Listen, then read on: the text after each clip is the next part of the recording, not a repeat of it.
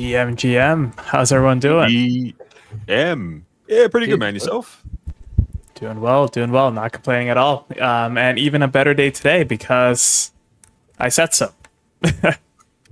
Okay. I mean, done. Lock it in. There you go. Awesome. I'm just gonna quickly replug some wires here. So Marty, if you want to just take lead here, that'll be very helpful.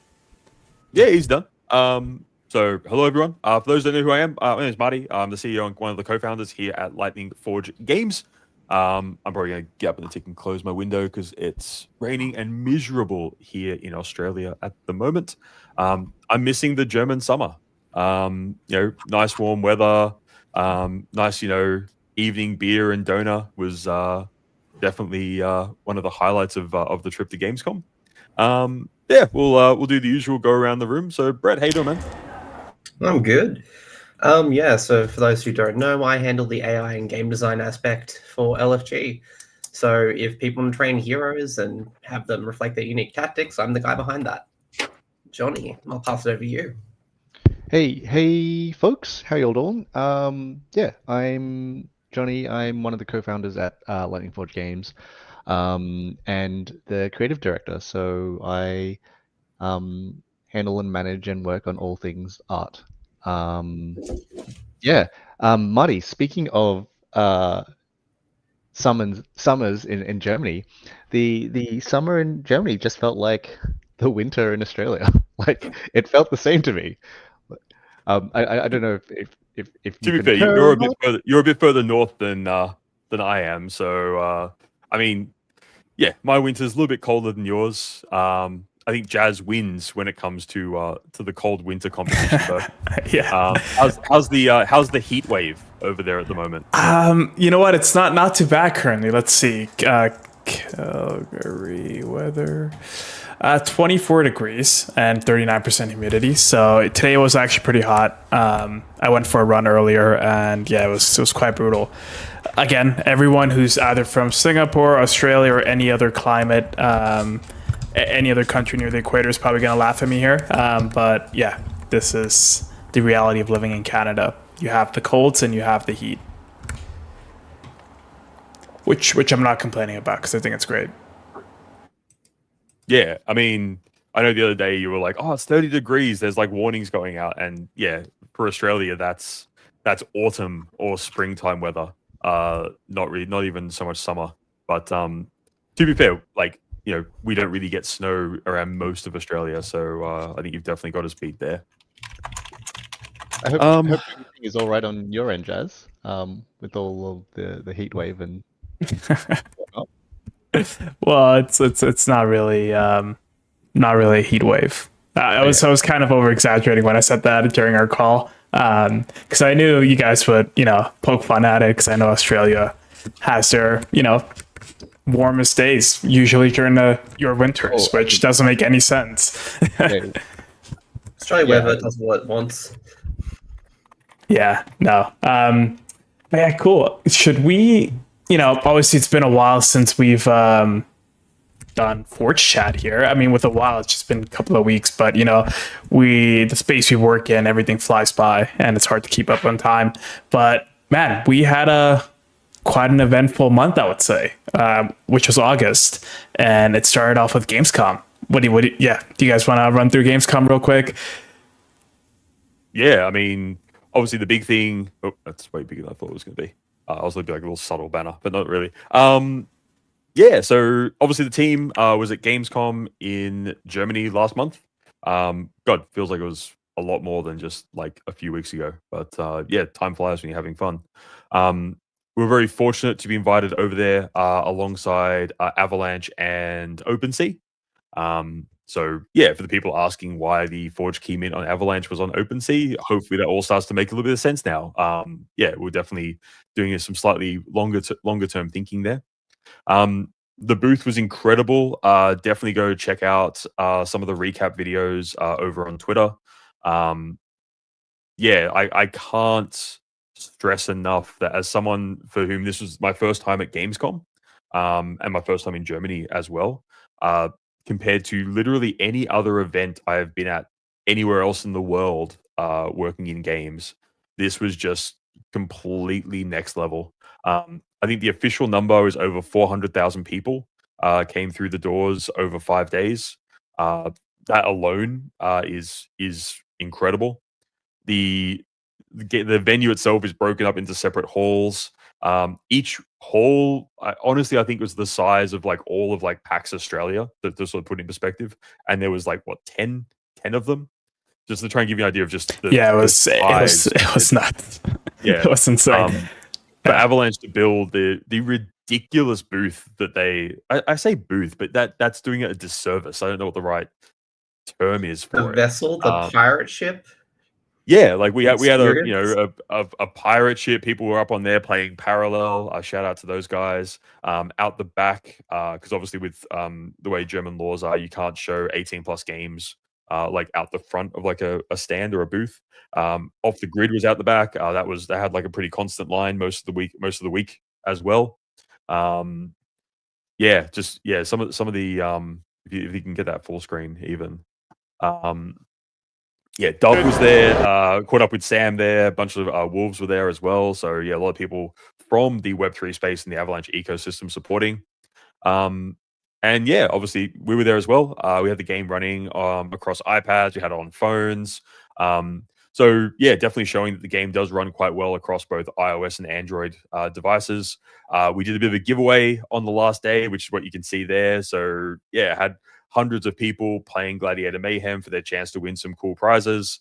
It was just, yeah, it was a great event for us for several reasons. One, obviously, it's a really good way for us to support the Avalanche and OpenSea ecosystems. We wanted to be there to show our support. Outside of that, it was really great for us to just have the opportunity to get a lot of gamers hands-on with Gladiator Mayhem. We got thousands of free registrations across the week as well, which is great. But generally speaking, the fact that we could literally just hand someone a device running Gladiator Mayhem. If they didn't speak English, we would tap the play button for them. Because obviously there were a lot of native German speakers at an event like Gamescom, as you would expect. And as you can see there, people just picked up the game and started playing.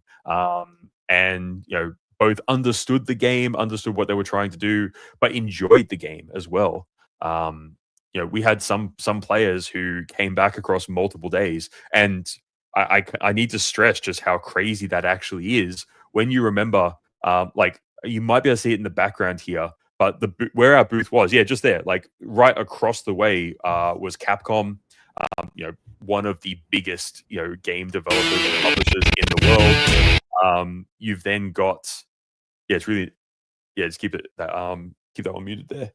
In the same like hall that we were in, who was there? Pokemon was there, Nintendo was there, Hollow Knight was there. Big shout out to Team Cherry for the very successful launch of Silksong.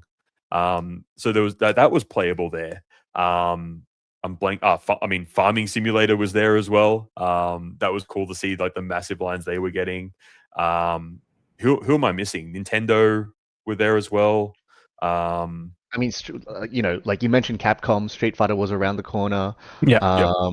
Genshin Impact. Yeah. Genshin was there. Resident Evil was there. There was a massive Samsung. I say booth, but when I say booth, this is bigger than any booth you have ever seen at any like. It honestly is a disservice. It's like Paradox it's not just a booth, but it's just major stages with tons of production value. Yeah. Right.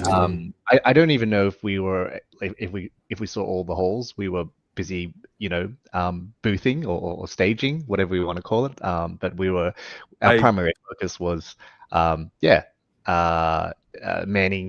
the booth. I genuinely don't believe that you could have seen everything, even if you were there for all 5 days. As a gamer, there was just so much there.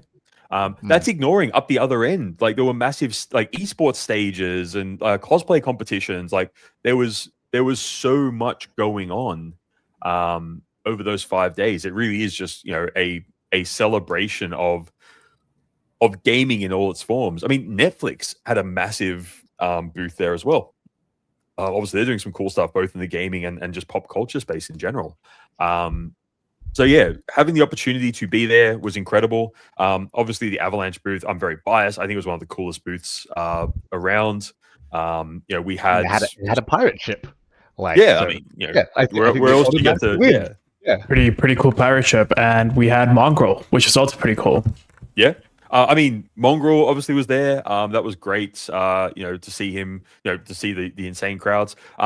Big shout out to all the, I guess, streamers and influencers, large and small, that popped by over the 5 days. I'm not going to try and pronounce names because I know I'll butcher them. Because again, I barely speak English, let alone speak German.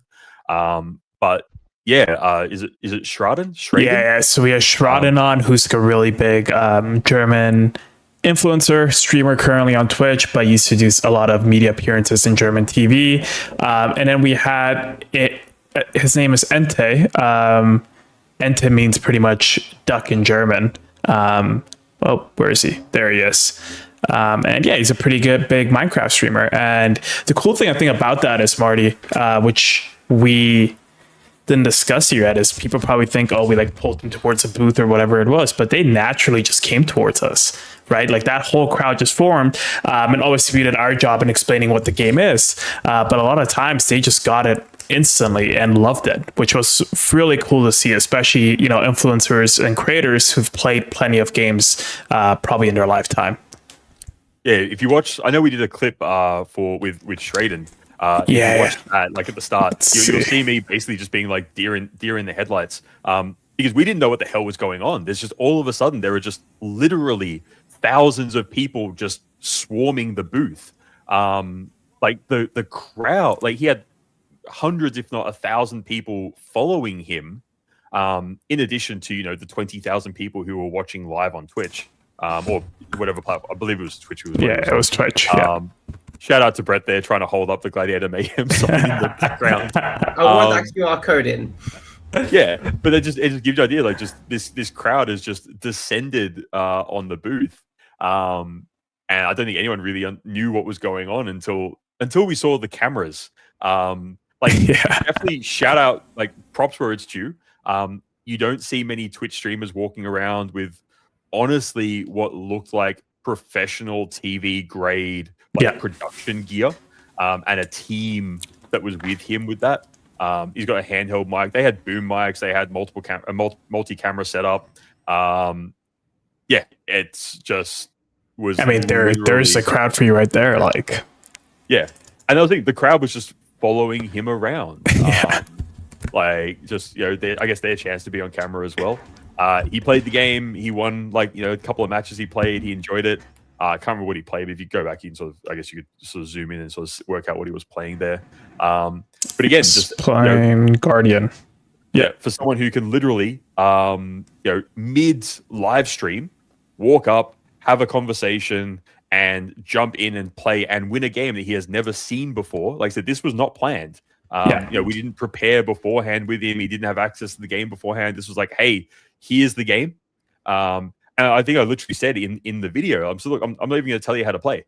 Just jump in and play, and you'll figure it out, because the game, again, has been designed from day one to be that very, what we call, wide top of funnel, which means very approachable, very easy to get into.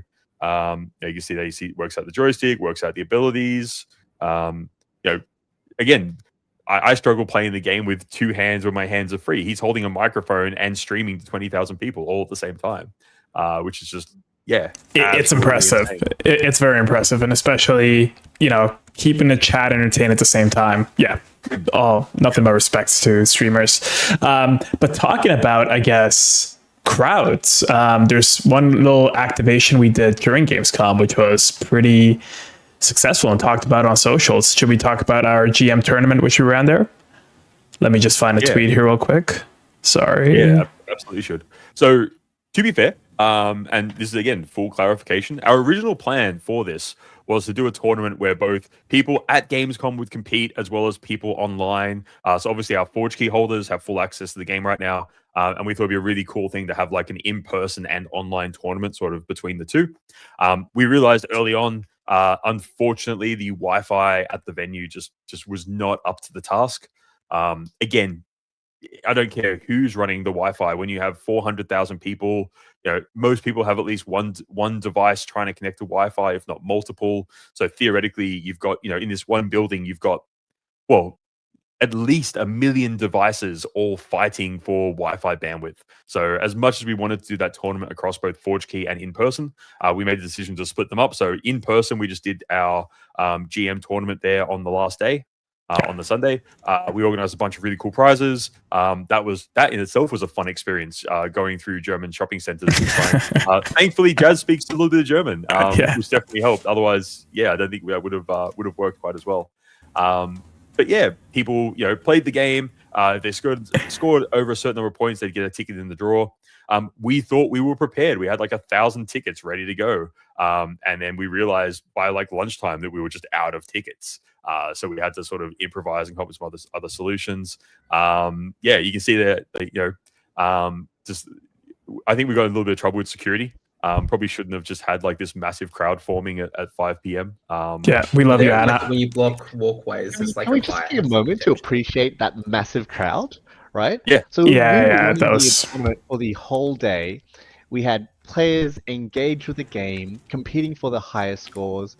We have all types of players. Like we can see here the winners of that day. Everyone had an absolute blast.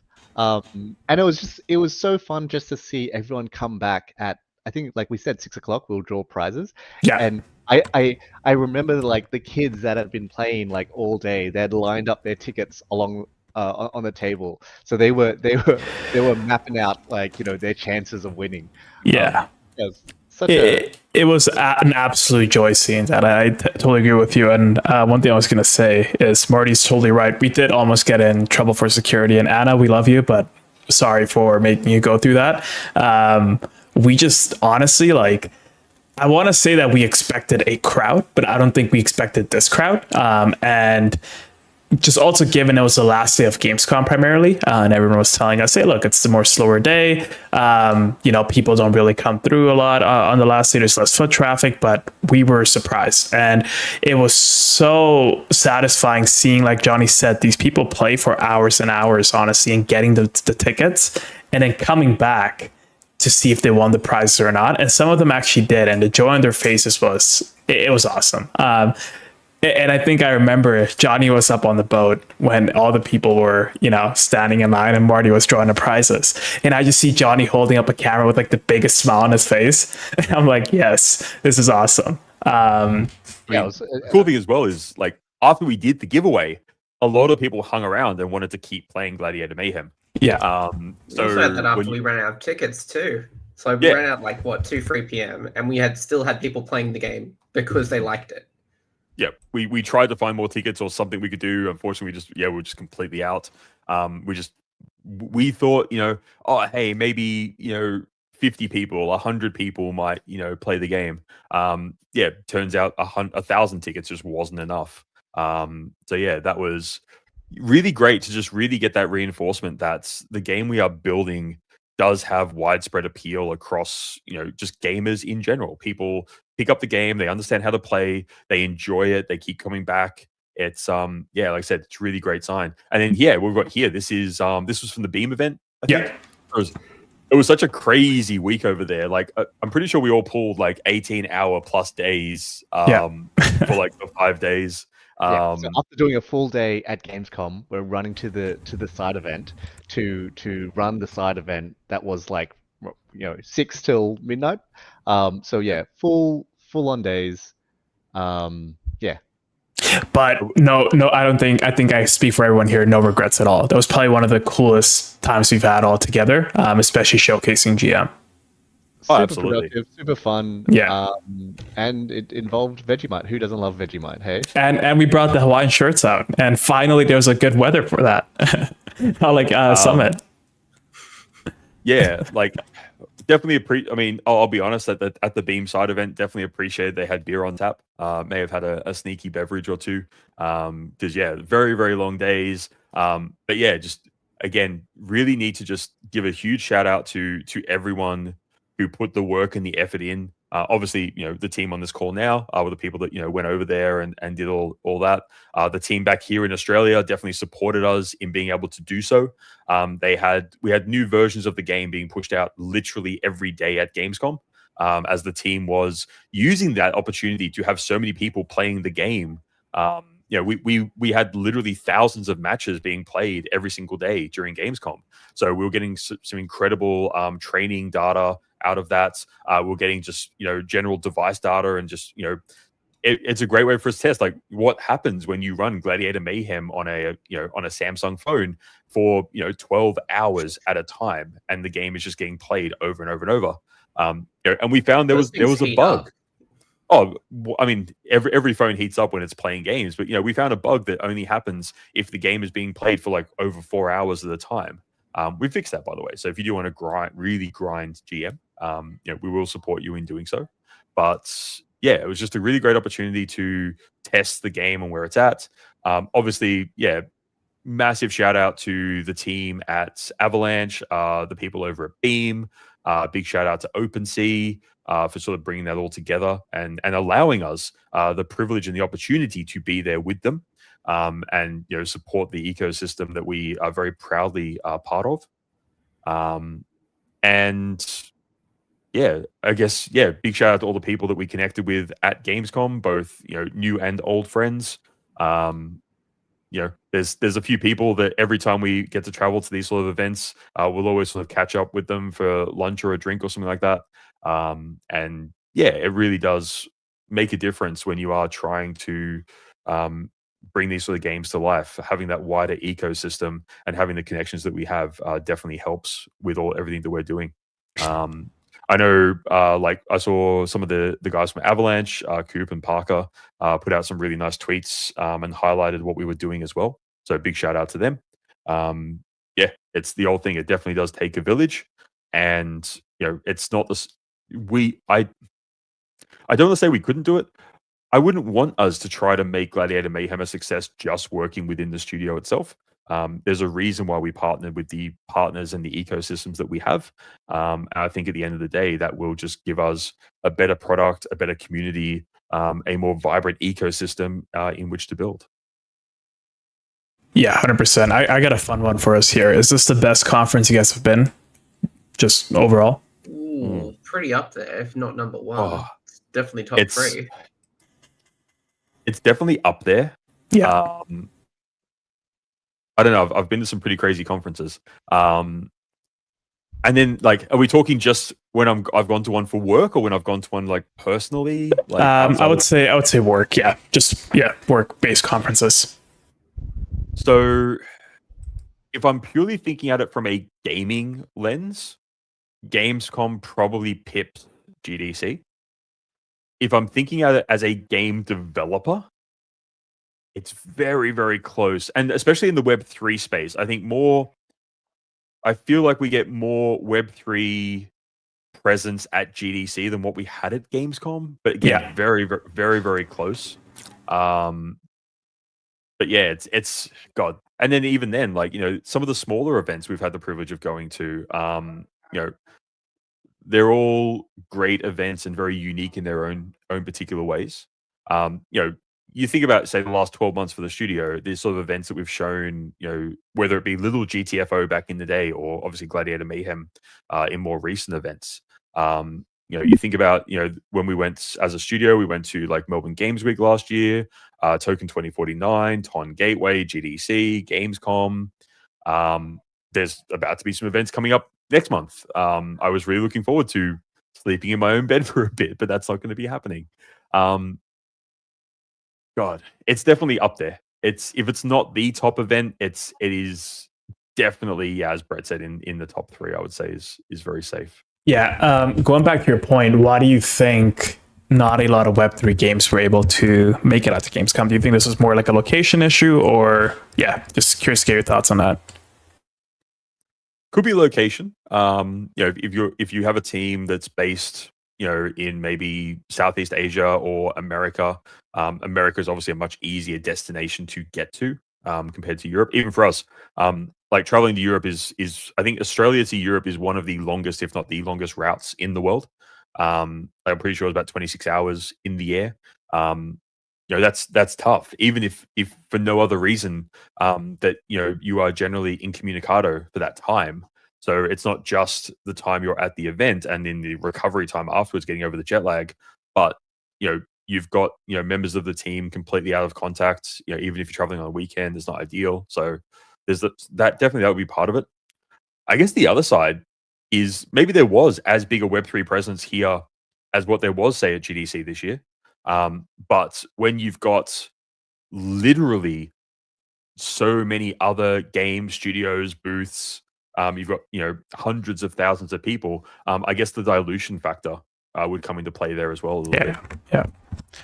I guess one game we didn't mention is also shout out to Wilder Worlds. They were over at the Samsung booth, same hall as us, but they showed us some love on socials, and we want to kind of show that back here. Great team, great product, and yeah, overall great community. Yeah, but I mean, I guess from that perspective, it really does show that if you are building in a way where you are not building a Web3 game, you are just building a game. We sometimes seem to forget, building in the Web3 space specifically, that as much as we have an amazing GameFi community of people that are very excited about the products that we deliver, there are literally billions of other gamers out there who are just looking for fun games to play. I think you do yourself a disservice if you are just focused completely on delivering a GameFi style experience without at least considering what you can do to really try and capture that more wider market share as well. Again, that's our approach. We've had that approach since day one. We've said from day one, we're not a Web3 gaming studio. We are just a game studio that happens to be using blockchain to deliver incredible experiences. And yeah, I think we're seeing that as well. Like, I know that's an approach that a lot of the other Web3 projects I chatted to throughout the time at Gamescom definitely shared that approach. For example, like I had a dinner with the guys from Castle of Blackwater. Shout out to them. They've actually just gone free to play on Steam. So if you are interested in that sort of social deduction style game, not really a genre I know much about, but I think Among Us is probably one of the best examples of other games similar to that. Then yeah, definitely give those guys a check out there. They're building on Beam, obviously. But yeah, definitely that same sort of approach. Like, they're on Steam, they are live. Off the Grid is on Steam, has that, wide, top of funnel as well. Wilder World weren't sort of exhibiting in a booth dedicated just to Web3. They were just with Samsung. So, if you are building in that sort of, mobile space, I can't think of a better booth to be on. So yeah, definitely was interesting. Yep. Like the Web3, like the games were all spread amongst the halls pretty evenly. So there were other halls where it wasn't just the AVAX booth. There was other Web3 games scattered about too. They tried to sprinkle things around so you couldn't just get everything in one hall. Although that said, we had Capcom behind us who got there with their 3 to 5 hour lines for Resident Evil and to a lesser extent Pragmata, both which weren't playable at the time. Yeah, I mean, talking about that, I just remembered Sui was in one of the halls as well. It was the hall with the parkour, Johnny, if you remember. But I mean, I remember parkour. We tried to do the parkour thing many times. But it was the lines were just too big. Shame. Shame we didn't do the parkour thing. But Sui was there. I totally missed checking out their booth. Yeah, it was pretty cool. They've had some cool stuff there, and then obviously BGA as well, Blockchain Gaming Alliance. Big shout out to them. They were also at the B2B section at Gamescom, showcasing Voxy Tactics. Obviously, we caught up with Nad over at BGA, who's a great friend of ours. So yeah, shout out to them and their community as well. I guess pivoting away from Gamescom here, let's chat a bit about GM. What do you guys think? Yeah, absolutely. Got some few questions which actually spilled out from Gamescom. One of which was hey, I really want to do something more with my hero. How do I progress? And we're going to show part of that with the upcoming open beta. Yeah, so, I mean, definitely for anyone who saw the game at Gamescom or for our current Forge Key holder testing group, Important to keep in mind that we've definitely kept the current focus of the current build and testing very much on core gameplay. If you don't have that really solid fundamental down pat, everything else you build around that to support it kind of doesn't matter. We've seen that happen countless times before, where a game will put their time and focus into whether it be hero collection or progression mechanics or the battle pass or those sort of things. But if you need to have that really core loop that has that fun sticky gameplay that people come back to time and time again. We want to really make sure we had that nailed. Alongside that, though, the team has been building out all of the additional stuff that you'll start seeing when we do move into open beta. Hopefully that will be as soon as possible. Obviously, keep an eye on all our socials. We'll announce dates and that as soon as we've got that all sort of locked in. The sort of things that you will see when we move into open beta is things such as like leveling up your different heroes. You'll see actually our rune system, so different ways to customize and even sort of give you some new gameplay possibilities within some of the different classes as well. I know, like, I've been testing like the Barbarian Guardian, and just by switching out some of the runes, you basically have very different heroes and different tactics, both playing with and against. So very interesting to see how that sort of plays out. There's gonna be some other things in there as well. We're even, literally we're on a call this morning, and we just hit a little mini game into the game itself because, yo dog, I heard you like games. So, we took a game, put it in your game and actually our audience is too young. No one's going to get that reference, but shout out to No. Exhibit. Yeah. Anyway, I get the reference and that's all I care about. So that's fine. So moving into open beta, definitely there'll be a lot more things to do inside the game. Really wanted to make sure we just nailed that core gameplay experience, especially being so critical because obviously, alongside GM, that core gameplay will sort of carry forward into YOLO, GTFO, Game 4, stuff like that as well. Yeah, 100%. And there might even be some new heroes to play as. Ooh, Maybe. okay. There's some alpha drops here. I love it. Yeah. I love it. I'm pretty sure if you go look through the whale chat, so one of our Forge Key holder channels, I'm pretty sure I actually dropped for them what the fifth faction is. Yeah. Marty, let me answer that. You did. Okay. Yeah. I may have been drinking some red wine that night, but yeah. Open beta is obviously one of the priorities. Obviously, we're going to have a lot of cool content to go alongside with that, and some cool community in-game activations as well. So make sure you keep an eye on that. One which is coming up fairly shortly here, actually, is our dedicated Forge Key holder tournament, which, as Marty said before, unfortunately, during Gamescom, we weren't able to do that with an in-person / online audience mix. So now we've just decided to do it and dedicate it towards Forge Key holders. Before anyone asks any questions, the prizes will all stay the same. We'll still have the same leaderboard rankings as we've announced before, but now you're just competing with other Forge Key holders. So, if you do want to participate, it's not too late. Alpha drop right there. You can head over to OpenSea or to Sphere on Beam and get yourself a Forge Key and join our Discord and be involved in that tournament. I personally think there's some really cool prizes. We've announced one of them so far, which is the Avalanche Season 2 Premium Battle Passes. Shout out to our not sponsors, but partners over at Playful. I turned into a creator there almost, talking about sponsors. But yeah, they get to like, follow, and subscribe, ring the notification bell. Exactly. Ring the notification bell. Jokes aside, they've been great partners and they're supporting the Forge Key holder tournament, and we have 2 more prizes coming up. If you've checked out our tweets in the past, you probably know what they are, but we're not going to spoil them yet. They're going to be announced this week. Are you guys excited for the tournament? Yeah, what's your take on it?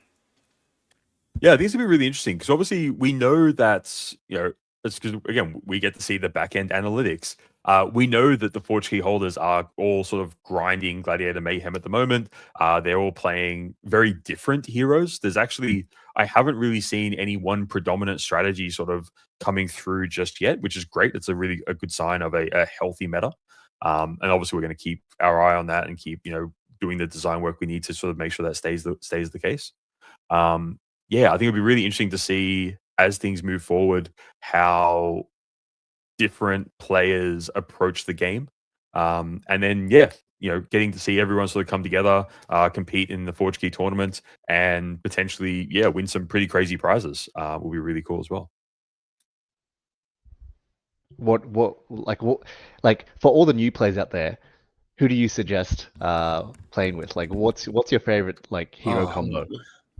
I've been know. crushing it with the warrior, honestly. So I'm gonna say just like- double warrior. Yeah, Double warrior? yeah, exactly. Which warrior? Barbarian. Yeah. Yeah, Awesome. yeah. The double Imperial Warrior works really well. I've actually, so again, interestingly, my playstyle, I quite enjoy playing supporting style characters. So I've been running the new Imperial Enhancer, which Forge Key holders I think will get access to in the next day or two, alongside like the Barbarian Ranger.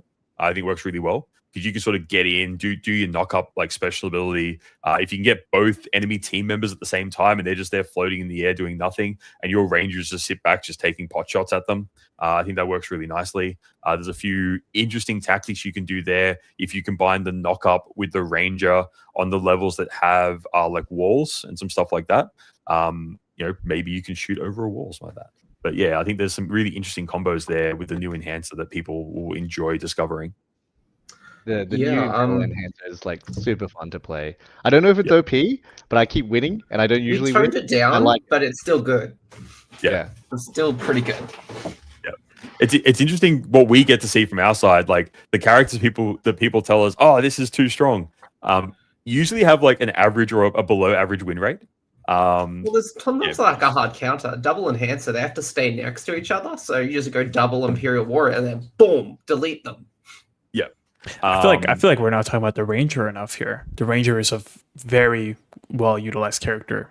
That is one of the characters that I like to play as. Like Marty he goes the Guardian, supports the Ranger. I play the Ranger, and then I'll usually have a Samurai Warrior as my supporter. Yeah, if you can time the Ranger's ability as well, it's a great disruption effect. If you sort of like, if you know when like the defender's about to like throw its shield bash and stuff like that, getting that little like shot in there and disrupting it, knocking down a little bit. Especially maybe doing that in conjunction with the Barbarian Mage. Like that, just Frost Breath AoE, super powerful. I do think sorry to cut you off, but I have to say this. I think the Barbarian Mage is the coolest looking character. I'm just the biggest Barbarian Mage fan when it comes to that. We've actually got, I don't know if we've released them yet. We've got like some really cool like cinematic videos of the Barbarian Mage, like just chilling, like walking through the forest and stuff like that. Might have to all right, yeah. Let me write that down. Yeah. But yeah, and I guess keeping in mind as we move forward, the coolest part of this is everyone's sort of learning how the characters work in Gladiator Mayhem.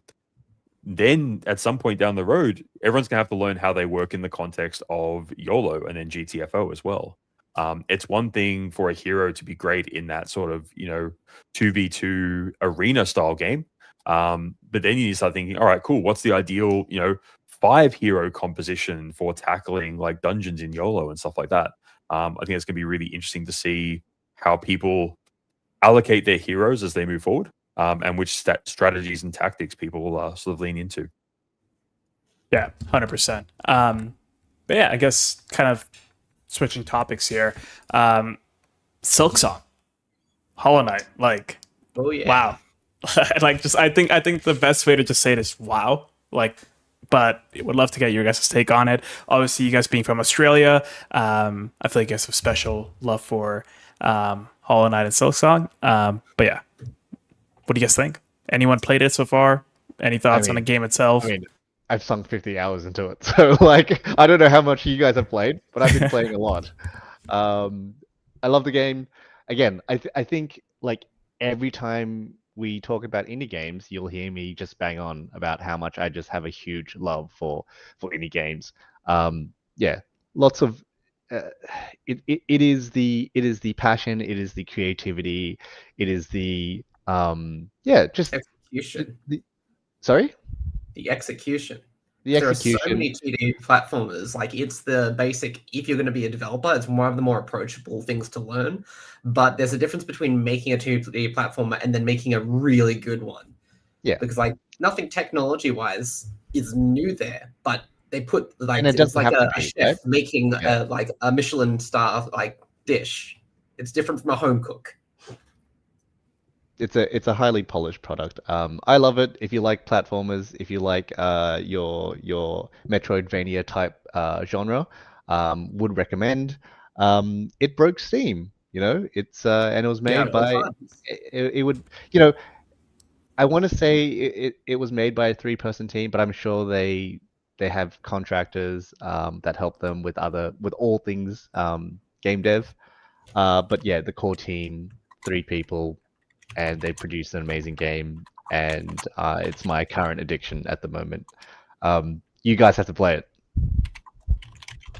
I mean, I need to play the first one still. So Yeah. I need to catch up. I'm waiting for them to put like a bundle of both games just on Steam or something. It feels like the perfect game to play on my Steam Deck. So I'm definitely looking forward to that. Do you Um, recommend the Steam Deck? Yeah, I I was love it. gonna ask that too. Yeah, do you? It's just there's a picture behind it. It's back there at the moment. Yeah, so it's quickly becoming my couch gaming and travel gaming device of choice.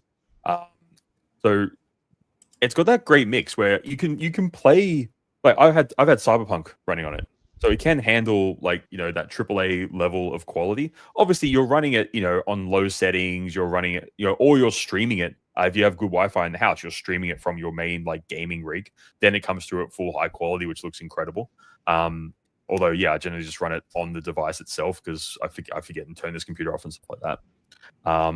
But yeah, being able to run all the stuff, having the touch controllers, so I can actually play like RTSs or old school strategy games, stuff like that. That's the big thing, because that's the one thing that's always been missing from most like handhelds and even devices like say like the Switch couldn't really play the same range of games. Emulators work great for playing all those homebrew games. Of course, there's no way that we'd ever suggest using an emulator to play copyrighted games. I would never be suggesting that. But definitely those homebrew games run really nicely. There's even a Switch emulator if you want to really go down that road. Yeah, like I said, it is just a very cool device. You've sold me. I know You've that- sold me. All right. I'm picking up a Steam Deck. It was between a Steam Deck and a Switch, and I think you sold me. Ooh, Ooh, you Oh, know there's a price point difference between the two. It's like Yeah. two Switches equals one Yeah, Steam yeah, yeah. Deck. I just wanted. I Not- just not wanted with Switch something 2 though. portable and something handheld. Not that different. Yeah. If you're looking at Switch 2, it's not that much difference. how much is a Steam Deck? Let's see. There's Isn't like it 1,000 Australian. $8.99. Yeah. Okay. Yeah. Whatever that works out in. Yeah. There's Canadian not a dollars. big difference. You're right. You're talking about like a 200 premium. Yep. And yeah, like just you're getting a PC gaming device. Like I've got Windows running on mine. So like I can run games from GOG, I can run games from Epic. I can run Xbox games on it technically, although I didn't actually renew my Game Pass. I probably should have, but yeah. So you're just getting a lot more flexibility than a Switch. Yeah, for myself, it's a no-brainer. Unless you were just really die-hard Nintendo, like the only main games you like playing are Mario, Donkey Kong, stuff like that, then obviously Switch sort of wins. I mean, the other cool thing though is Steam Deck at the moment is actually getting some cool competition. Like the ROG Ally looks really cool. I know there was one, I think it's Lenovo Legion. Yeah, where Yeah. like the controllers come off and turn Yeah. into like a mouse and stuff like that. So they're definitely trying to innovate in this space, which is really cool. But I don't know, Steam Deck just feels like it's the OG daddy. You've got Valve support behind it. I mean, you generally with Steam OS now, you're getting better performance than running the games like in Windows, which is crazy to think that Linux gaming has come that far. Yeah, that's insane. Wow. I haven't. I So I'll actually be honest. If you have Windows installed, is it like a dual boot? I dual boot it. Okay. So by default it goes into Steam OS, but I dual boot to Windows primarily for like DOSBox games or like Epic, like games on Epic. So I'm running like I own Cyberpunk on Epic because they had like a 50% off sale at one point. So to play that, I just dual boot over to Windows and just play it there, and it works great. Question: what's the experience like playing some of these desktop games with a handheld device, such as the Steam Deck? depends on the game. Like if you go through your Steam library, you can actually filter by like controller support. So any game that has controller support now runs great. And given that a lot of like even desktop games or PC games are getting console releases, so like I know like Slay the Spire, for example, works great on the Steam Deck because it has like native controller support built in, or you just use the touchpads and you get to play it like as if you're using a mouse, which is cool. Mm. Um, so anything with controller support is fine. Even without it, depending on the game, it's not too bad. I wouldn't be trying to play like competitive StarCraft on it, unfortunately. I've got Yeah, Doom on there. Doom works really nicely. I grabbed the God, I own so many copies of Doom now, but I grabbed the most recent like re-release sort of thing, like 30th anniversary, whatever it was. Because they did like native ports in. They actually use Unity for it. But it has like a WAD like manager like just built in now, so you can play like a whole bunch of like Sigil and other like WADs really easily. I think we're missing like the hard question. What does it feel like to play GM on it? I'll be 100% honest. I haven't got around to trying that yet because it runs so well just on my phone, and because I've always got my phone sort of on me. I haven't needed like even if I have my Steam Deck on me, if I want to bust out a couple of quick games of GM, I'm just going to grab my phone because it runs so well on that device. Or if I'm in bed trying to go to sleep watching YouTube videos, sometimes I'll just grab the iPad and start playing GM on that as well. So. But yeah, I mean, theoretically, BlueStacks, is the emulator that we are testing with internally. I can't see any reason why you couldn't just fire up BlueStacks and do it that way. And that should, I mean, we have controller support built in there as well.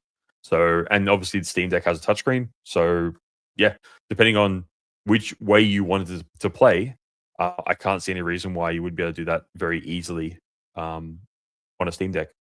What's currently your most played game on the Steam Deck, Marty? On the Steam Deck at the moment, it is a mix between classic Doom, or Doom 2, like just whichever WAD I'm playing at the moment. I'm playing Sigil 2 currently. Although I just finished, I actually did a playthrough of TNT and Plutonia. So some of the really hard OG like WADs from Doom. It would be that and a very old school game where you can actually see the box just there behind me, Master of Orion. That is, in my personal opinion, one of the OG and greatest 4X strategy games ever made. Like turn-based strategy.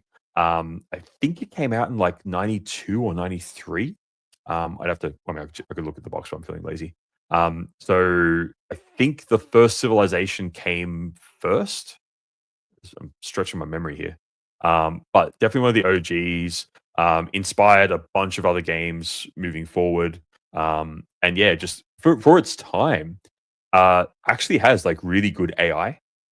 So it is actually quite challenging to actually play. There are, it is an older game, so there's ways you can exploit the AI and you can trick it and stuff like that. And there's some bugs where like sometimes when the enemy is building certain ships, it gets the math wrong, and all of a sudden it has like 32,000 dreadnoughts and stuff like that, and all of a sudden it just wipes you out.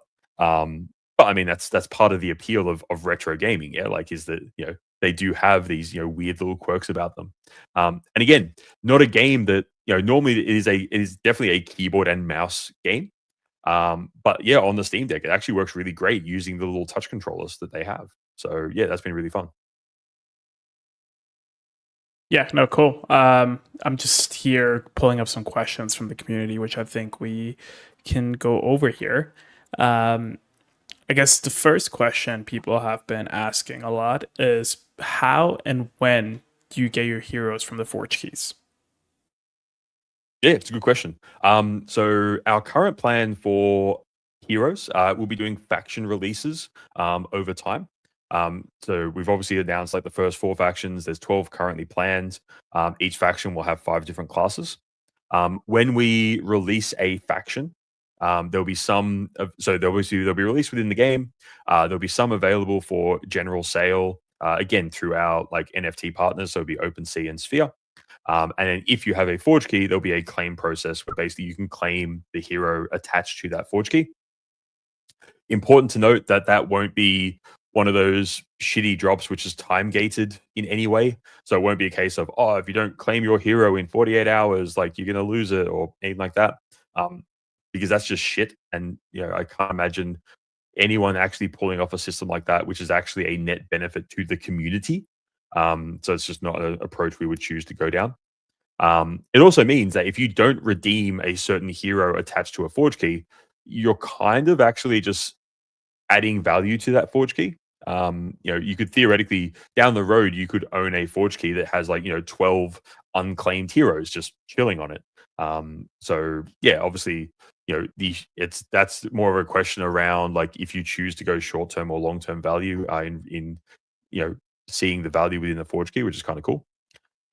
Also important to note, if you have your forge keys in multiples of 5, when we do a snapshot before each faction release, we will basically guarantee that each set of 5 forge keys that one particular person holds, to clarify, one wallet holds, just to be really clear on that. We're not going to try and map it across multiple wallets, but you have plenty of time to move them around if needed before the actual snapshot is taken. We will guarantee at that point in time that for that faction, you actually get a perfect set of heroes. So, for example, in the game right now, there's 5. You can see the 5 different barbarians. If you just own one forge key, when that comes time to claim your free hero, you will get randomly one of those 5 classes, and it will be anything from rare, could be obviously minimum will be rare, could be epic, could be legendary, could be mythic, could be the one of one. So each class will have its own unique one of one there. But if you have 5, then we will guarantee you will get, again, minimum rare, but potentially higher, but you will get one of each of the 5 classes. So, yeah, I know it's been a common discussion I've seen in some of the Forge Key holder chats. Basically, how do you maximize the value across Forge Keys? And obviously, one of the ways you can do that is holding a multiple of 5 in that one wallet. But yeah, when we get closer to the our first faction drop, which will be the Barbarians, there'll be a medium, there'll be all the details there, and you'll have plenty of notice before we actually take that snapshot. Yeah, oh, cool. That's pretty informative there. I guess one other question we have, and then we can call it here. And this is one which was asked more internally to us, but I think will be a lot of value to viewers, especially Forge Key holders. It's regarding our AI agents. So the question was, how do people actually get these AI agents? Like, do they have to buy a hero? Do they have to get a forge key? What's the process? Will they be paying for them in the game through some kind of social currency or obviously credits? And how much does it cost to train them? Yeah. I could probably spend an hour talking about just that sort of thing. So I'll keep it relatively high level. And Brett, please jump in and correct me if I get anything wrong here, because obviously AI is very much your area of expertise. The plan with LFG agents, so every hero that exists within the game, whether that be one that you acquire via a forge key or one that you acquire via playing the game, will be powered by a LFG agent in some way, shape, or form. Obviously, if you just have a common free hero, it's going to behave in a very basic sort of way. But there will be ways for you to jump in and train your hero up, whether it be a hero you've acquired via forge keys or one that you've just acquired through gameplay. The primary way that you will be training your LFG agents will be by spending the LFG token. And again, a lot more details will be coming, when we get closer to TGE and stuff like that. But yeah, the LFG token will be the primary way that you will pay for your training. The other main way that you'll be paying for it is if you are a Forge Key holder, you will be receiving training credits and a prioritized training queue each month as well. So obviously, we realized early on, Forge Key holders, will be getting, obviously, free heroes every time there is a faction drop. So really to try to work out the best way for us to support Forge Key holders as much as possible was by also giving them free training credits and giving them the ability to jump in and train their heroes and do all that stuff there as well. But yeah, definitely will be a lot more details when we get close to that. To be completely clear, this won't be something which is turned on at the start of open beta. In the same way that right now our goal is testing the core game loop to make sure what we have is super fun and enjoyable. As we move into open beta, we start testing out some of our wider, what we call like meta loop features. So it's making sure that you can collect coins, gems, that chests work, that there's daily login rewards, all those sort of systems that supports the game at a higher level, making sure they're all up and running. And then down the road, when we do turn on LFG agents within Gladiator Mayhem, that's where we'll be able to start jumping in, doing all your training and stuff like that as well. Right? Anything I missed there, or? You wanted to keep it high level, so that's good. So no, good summary. Yeah. Cool. Again, if you haven't read our recent Medium articles, like the ones about Forge keys and stuff like that, please do so. There will be more going into more depth around heroes, around LFG agents, around the launch of GM, around tournaments, all the various bits and pieces that we are planning. Oh, actually, there's one thing for a little bit later. What makes the NFT, like the heroes you get from the Forge keys, special is those ones are tradable. And so with their training. So maybe touch on that a little. Yeah, so the way we're building everything under the hood at the moment, basically every hero that exists within the LFG ecosystem will be represented by an NFT and will be on-chain. Whether or not that hero is fully unlocked in all of its, Web3 abilities, such as being tradable, rentable, stuff like that, will basically depend on how the hero was acquired and what work has been done in terms of training and leveling up that hero. So by default, heroes that come from Forge key holders are what we call Paragon heroes. So they're ones that are basically, for all intents and purposes, fully unlocked. Whereas, the free-to-play players that maybe just playing the game, discovered it through like iOS or Android, they will be the equivalent of a soulbound hero. There will be ways for you to take a soulbound hero and turn it into a Paragon hero. I think I've mentioned this in like one of the Forge key, I think it was Discord, maybe. I don't know, it was somewhere. The amount of work that will take, it will not be an easy process. We're talking months and months of grinding to convert a single hero if you choose to go down that path. But we think it's important that our free-to-play community does have the ability long-term to get to that sort of world. But yeah, you can sort of, skip all that if you have Forge keys and just, collect, well, each Forge key gives you 12 heroes, which is definitely enough to play, well, at least 2 of our games. Definitely enough for GM and YOLO. When we get to GTFO with the really big epic scale like battles that we're doing, even then, based on everything we're currently testing, you would actually need, even more than 5 Forge keys would actually give you for the big epic battles. But obviously there'll be ways to work with guilds and teammates and stuff like that to field the armies that you will need for that. But yeah, definitely will be an interesting world as we move forward into future games, where we do sort of offer those different game modes, different styles of gameplay, and see how people enjoy them. Yeah, no, 100%. But yeah, I guess, we're hitting the hour mark here. This was a great Forgechat to come back to, especially after all the momentum we have from Gamescom, and, being able to provide GM to everyone here pretty soon at open beta, which would be super exciting.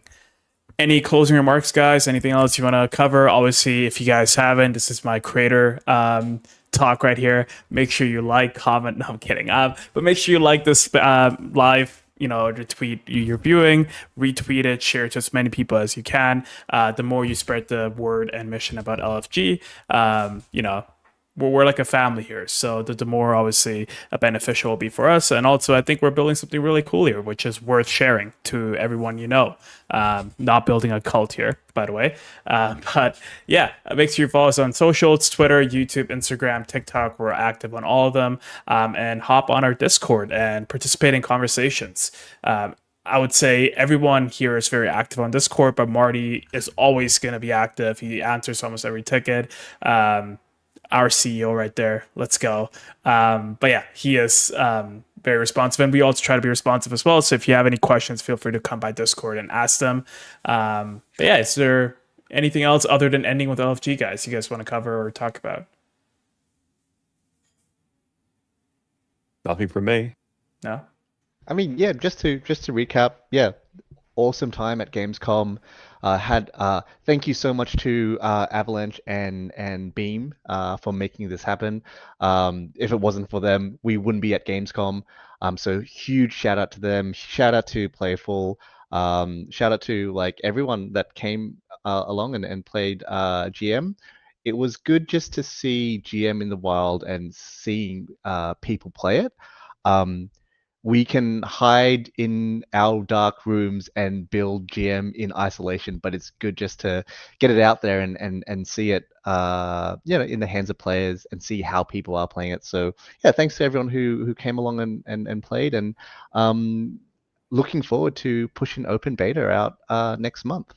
So yeah, super excited. As always, making lots of progress on GM, and yeah, stay tuned.